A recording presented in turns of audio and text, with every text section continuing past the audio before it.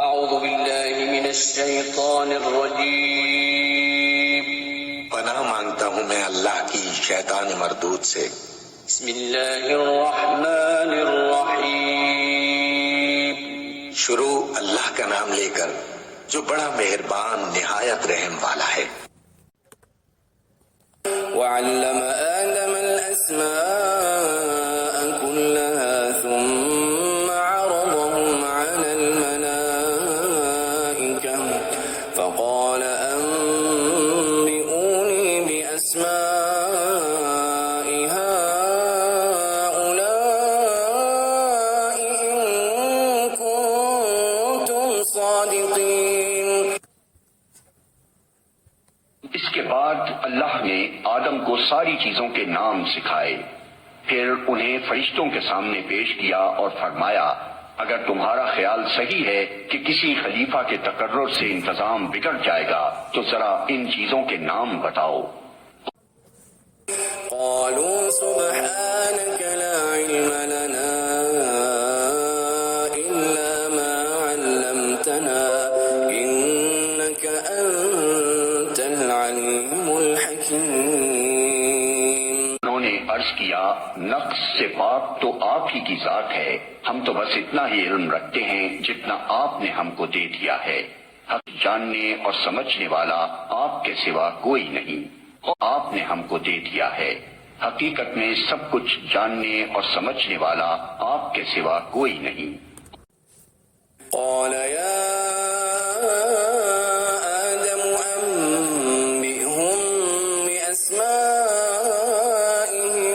فلما أنبأهم بأسمائهم قال ألم أقل لكم إني أعلم غيب السماوات والأرض وأعلم ما تبدون وما كنتم تكتمون۔ پھر اللہ نے آدم سے کہا تم انہیں ان چیزوں کے نام بتاؤ۔ جب اس نے ان کو ان سب کے نام بتا دیے تو اللہ نے فرمایا میں نے تم سے کہا نہ تھا کہ میں آسمانوں اور زمین کی وہ ساری حقیقتیں جانتا ہوں جو تم سے مخفی ہیں، جو کچھ تم ظاہر کرتے ہو وہ بھی مجھے معلوم ہے اور جو کچھ تم چھپاتے ہو اسے بھی میں جانتا ہوں۔ وَإِذْ قُلْنَا لِلْمَلَائِكَةِ اسْجُدُوا لِآدَمَ فَسَجَدُوا إِلَّا إِبْلِيسَ أَبَى وَاسْتَكْبَرَ وَكَانَ مِنَ الْكَافِرِينَ۔ پھر جب ہم نے فرشتوں کو حکم دیا کہ آدم کے آگے جھک جاؤ تو سب جھک گئے مگر ابلیس نے انکار کیا، وہ اپنی بڑائی کے گھمنڈ میں پڑ گیا اور نافرمانوں میں شامل ہو گیا۔